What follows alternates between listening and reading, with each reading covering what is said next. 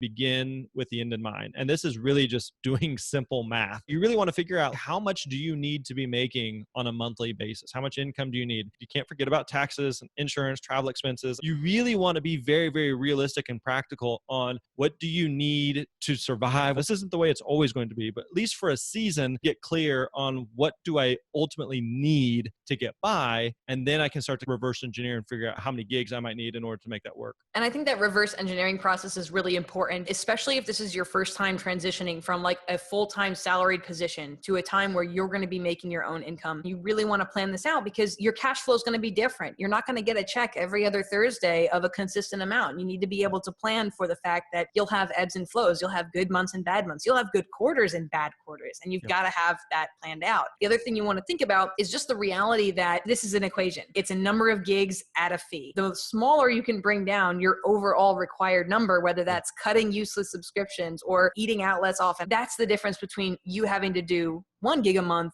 and 4 gigs a month. If you can make some of those cuts, make some of those adjustments. Going from 0 to 100 gigs a year in 1 year is probably not feasible or realistic or honestly healthy. You want to make sure that you've got the end goal in mind and that you've laid out the steps it takes to get there.